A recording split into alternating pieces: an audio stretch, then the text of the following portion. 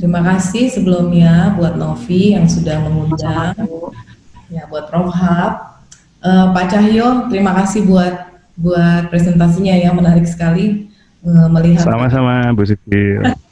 melihat bagaimana perubahan dari sisi consumer yang memang itu sangat berguna sekali ya Pak ya dalam masa-masa ini kan kita sebagai pemilik bisnis gitu ya. Tentunya juga kita harus memikirkan para pemilik bisnis UKM dan mereka ini sebenarnya sangat disayangkan sekali terkadang informasi yang seperti ini tidak sampai ke mereka gitu ya karena mungkin seperti konsultasi atau lain sebagainya kan biasanya gitu ya itu merupakan suatu service yang diberikan oleh tim seperti Bapak.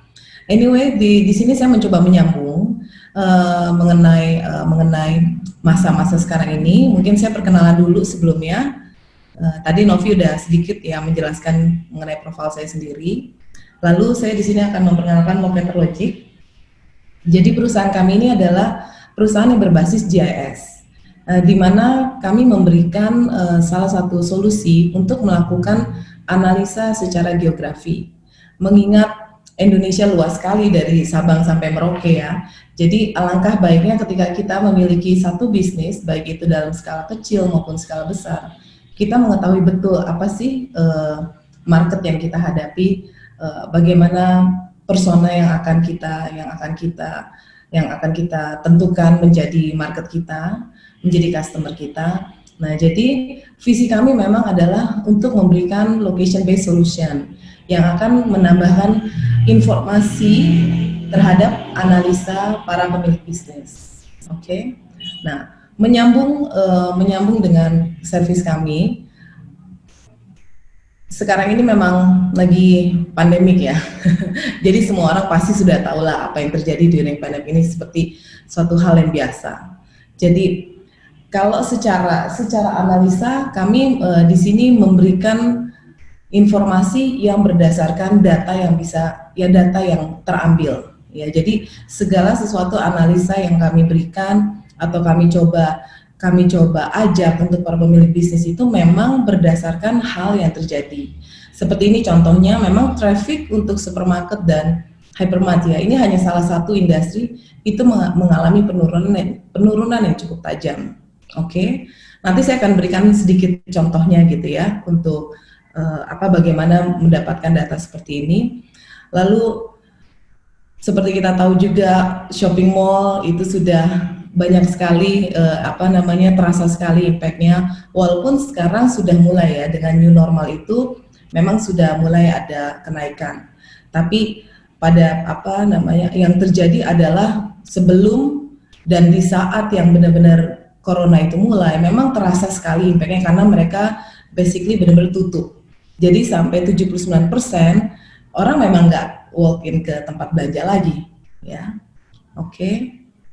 Nah ini ada beberapa data yang kami coba kumpulkan gitu ya dari traditional trade, minimarket, sampai ke online, sampai ke food delivery dan cooking at home. Tadi saya setuju tuh Pak untuk slide Bapak mengenai yang kenaikan penjualan online. Sebenarnya mungkin bukan penjualannya yang naik ya, tapi bukan penjualan secara salesnya yang naik, tapi si penjual yang banyak. Karena contoh sekarang aja saya mungkin dari 10 teman gitu ya, mungkin 8 atau 9 itu pasti ada jualan makanan gitu ya, dan ya memang inilah yang sudah terjadi saat ini. Nah kalau kita lihat consumer behavior itu sekarang memang sudah berubah. Okay. Lalu kita lihat juga di sini penurunannya bisa sampai di 45% ya. Nah yang sekarang memang ini sebenarnya sih nggak terjadi di Indonesia aja, tapi saya percaya memang hampir di seluruh dunia dengan untuk kondisi seperti ini ya. Memang angka-angka ini terlihat menyedihkan sebenarnya untuk para pemilik bisnis gitu ya. Tapi jangan khawatir karena pada dasarnya kita akan tetap menjalani hidup. Semua pasti harus move on. Jadi pada akhirnya nanti kita pun akan kembali ke sana, tapi mungkin dengan cara atau dengan behavior yang berbeda ya. Nah ini contoh tadi mungkin kalau ada pertanyaan dari Bu Ati mengenai lokal tourism ya. Kalau kita lihat di sini saya ambil contoh di Bali, di Kuta ya. Kita lihat ini benar-benar pergerakannya itu sangat terlihat signifikan sekali di tahun 2019 dan tahun 2020. Ini adalah data berdasarkan smartphone tracking. Jadi yang di track itu adalah mobile phone kita. Dari mana mungkin saya cuma sedikit aja singkat penjelasannya, itu adalah biasanya dari digital campaign yang kita terima di handphone, ya. Dan ini sebenarnya record dan di luar sana data ini available, ya. Jadi sampai bahkan jenis handphonenya apa, sampai memang dia location-nya ada di mana, ya kita sudah concern atau kebutuhan untuk kepentingan untuk privacy lagi sih memang dalam hal ini sudah hampir tidak ada ya. Karena ini nyata sekali bahwa saya bisa mendapatkan data seperti ini dan ternyata ini sebenarnya valuable juga untuk para pemilik bisnis. Jadi apa ya namanya, ini seperti lingkaran yang terkadang mungkin ada pihak yang merasa dirugikan, tapi di lain pihak juga ada diuntungkan. Jadi ya sudahlah, memang sudah seperti ini dunianya ya. Ini untuk di Bali, lalu kita lihat di Bandara Soekarno-Hatta ini juga terjadi penurunan yang sangat tajam. Ini terakhir memang saya ambil data sampai bulan Maret. Saya belum ambil data lagi sampai di sekarang ya. Jadi untuk melihat kenaikannya kami belum ambil. Oke. Nah, berhubungan dengan ini, jadi secara analisa kami dari Locator Logic ingin sekali mengajak para pemilik bisnis untuk aware apa yang namanya location, ya. Karena kita ini terbentang dari Sabang sampai Merauke, jadi tentu saja segala sesuatu itu bisa jadi berbeda. Bahasa kita berbeda, budaya kita berbeda, makanan kesukaan kita berbeda. Nah, untuk mengantisipasi itu, alangkah baiknya ketika kita mau menentukan suatu usaha, apapun itu, seperti tadi misalnya ada yang menanyakan mengenai beauty, produk, atau dan lain sebagainya, sebenarnya kita bisa melakukan estimasi sales itu, sebenarnya kita bisa. Karena apa? Kita tahu siapa sih target market kita ya, audience kita itu siapa sih, ya. Dan ini memang penting untuk any kind of business and any kind of industry.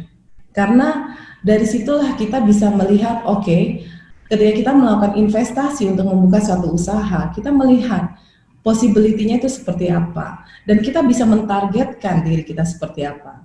Nah, bagaimana kita mengestimasi itu? Ini hanya salah satu dari fungsi GIS yang bisa kita manfaatkan dalam berbisnis. Oke, saya akan menunjukkan bagaimana kita melakukan estimasi. Sebenarnya sederhana saja. Pertama, kita harus tahu dulu kira-kira consumer kita seperti apa sih? Dia masuknya di umur apa? Misalnya dia itu umur di 18 sampai 50 tahun. Dan itu tergantung memang benar-benar produk kita ya. Untuk lifestyle dia akan ambil umur remaja. Kalau untuk produk yang memang FMCG lebih diambil secara keseluruhan. Nah, coverage-nya yang kita lakukan bisa di seluruh Indonesia kalau memang kita memiliki bisnis yang luas ya, jangkauan nasional.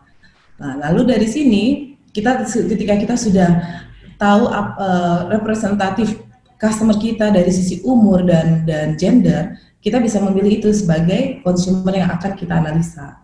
Lalu setelah dari consumer itu sendiri, kita tahu behaviornya bagaimana. Misalnya ketika kita bicara di bisnis convenience store ya, biasanya orang berapa kali sih belanja gitu ya. Kalau pergi ke supermarket itu berapa kali. Nah, tentunya kan ada perubahan dari yang sebelum dan yang sesudahnya sekarang ini. Tapi kita tahu kebutuhan itu tetap. Kebutuhan itu ada. Yang berubah itu adalah hanya cara pembeliannya saja. Kalau kemarin bisa offline, nah sekarang dibantu oleh online. Ya, tapi secara market mereka masih merupakan market dari bisnis itu sendiri. Ya. Nah, lalu dari situ kita lihat jenis bisnis kita itu seperti apa sih? Apakah kita modern retail, apakah kita F&B yang memang lifestyle, atau kita memang bisnisnya di foodnya, atau kita memang produk beauty. Itu kita harus tahu bisnis apa yang kita melakukan. Karena dari sini kita bisa melihat seperti ini ya. Kita bisa menentukan basket size-nya. Jadi kalau di sini contohnya adalah kalau saya mau memilih berdasarkan analisa seluruh umur, ya. Maka saya bisa memperhitungkan jika saya buka coffee shop dan saya punya average harga itu adalah 20.000 dan saya tahu dalam sebulan kira-kira dia 3 kali datang. Kalau dia memang si peminum kopi untuk yang jumlahnya dari keseluruhan populasi. Nah, kita pun bisa membedakan berdasarkan kelasnya dia. Kalau kelas upper spendingnya dia bisa 50.000 dengan 2 kali visit. Ada juga tipe kelas upper yang dia spendingnya lebih banyak lagi, 500.000 dan 5 kali visit. Oke, ini semua bisa saya menunjukkan ini semua bisa di customize tergantung produk yang kita jual, ya. Lalu dengan menggunakan basket size ini, kita bisa menghitung, ini contoh ya, seperti ini. Jadi ketika kita melakukan sales projection-nya, kita tahu dari informasi peta ini adalah kita di target radius 3 km, itu coverage-nya adalah 137.000 orang dengan household sekian, dan size upper-nya ada 9%, lalu middle-nya 81% dan lower-nya 10%. Oke. Dengan mentargetkan penetration di daerah itu adalah 2%, ini kita harus bisa memperkirakan ya, kira-kira anggapnya gampang aja, dari 1.000 orang kira-kira berapa orang sih yang akan membeli produk kita gitu ya. Karena itu memang mungkin orang analisa seperti Pak Cahyo mungkin bisa lebih akurat ya Pak ya untuk penentuan penetration rate ini. Nah, dari market size yang ada, kita bisa menghitung dengan keterangan spending seperti yang ada di sini, kita bisa mendapatkan estimasi sales di tempat itu sebesar 696 juta. Ya, ini contohnya adalah di Bali di Sunset Road. Ini ketika mau membuka satu convenience store. Jadi dengan buffer 3 kilo itulah potensi yang ada. Ya, angka ini bisa di-customize tergantung dari seberapa dalam kita tahu bisnis kita dan seberapa dalam kita kenal siapa customer kita. Oke, kami secara Logetrogic kami memberikan toolsnya untuk menghitung ini secara sederhana. Oke, nah dengan limited time yang seperti ini, ya kita bisa merubah yang tadinya di sini dengan average visitnya 3, 2, dan 5. Kita bisa memperkirakan tadi dengan informasi yang saya sampaikan sebelumnya bahwa ada penurunan 45%. Jadi kita bisa hitung di sini 45%. Ya. Nah, dari sini kita juga bisa dapat sales estimasinya berapa. Sebenarnya itu saja sih yang saya mau kasih contoh sharing gitu ya, bagaimana analisa sederhana yang sangat doable untuk dilakukan dan sangat mudah ya untuk kita sebagai pemilik bisnis sekarang harus benar-benar memang tepat mengatur strategi atau mengambil keputusan apa sih yang kita mau lakukan dengan bisnis kita ya. Kira-kira itu aja, saya tidak lama-lama karena memang slotnya memang untuk singkat tambahan aja buat Pak Cahyo. Terima kasih sebelumnya. Silakan kembalikan ke Novi. Oke, thank you Bu Cecil sharingnya. Ya, oh ya, Bu Cecil ada yang tanya nih. Ya. Pertanyaannya, berdasarkan pengalaman Bu Cecil, kira-kira berapa jauhkah akurasi dari estimasi dan kenyataan? Dari yang ada itu dari beberapa klien kami ada di angka 60-80%. Jadi kalau ada salah satu klien kami gitu ya, setelah dia memang menghitung yang terjadi setelah mereka melakukan estimasi itu ternyata realnya adalah 80% dari mereka estimate ya. Nah, tapi perlu diingat lagi bahwa itu adalah estimasi awal di mana kita mentargetkan diri kita seperti itu. Nah, lalu untuk analisa seperti ini dengan yang sudah terjadi harus kita bandingkan lagi. Jadi analisa itu kan tidak dilakukan sekali saja ya. Yang seharusnya yang berjalannya pun tetap dilakukan. Jadi kita benar-benar tahu kondisinya bisnis kita itu di market seperti apa. Itu sih. Oke, thank you Bu Cecil. Ya. Oh, ada lagi nih. Biasanya faktor apa yang membuat estimasi menjadi lebih akurat? Biasanya faktor yang membuat menjadi lebih akurat itu lebih ke relevansi to bisnis. Misalnya gini, kalau bisnis kita coffee shop, ya, berarti relevansinya itu adalah data yang sesuai dengan profiling customer kita. Ya, contoh tadi coffee shop, berarti yang relevan itu adalah data-data jumlah remaja di situ, jumlah anak kuliah di situ. Oke, itu yang pertama. Yang kedua, misalnya competitors, ya, itu juga relevan. Karena competitors di situ kan berarti kan bisa mengurangi atau bisa menggerus market yang ada. Tapi jangan salah juga, ada juga yang menjadi sebenarnya business generator. Ya, nah business generator itu contoh. Kalau di situ kita buka coffee shop di satu daerah yang sudah banyak bisnis-bisnis di situ juga, bisa jadi dia memberikan traffic untuk datang ke coffee shopnya. Jadi itu yang sangat relevan. Jadi faktor, kalau ditanya faktor yang relevan itu adalah lihat dari sisi produk, lalu relevansinya dia terhadap data itu yang mana. Karena data itu banyak sekali. Seperti data BPS, data survei ekonomi nasional, itu ada food expense, ada non-food expense. Ya. Jadi itu yang kita pilih lah yang relevan dengan bisnis kita. Itu sih.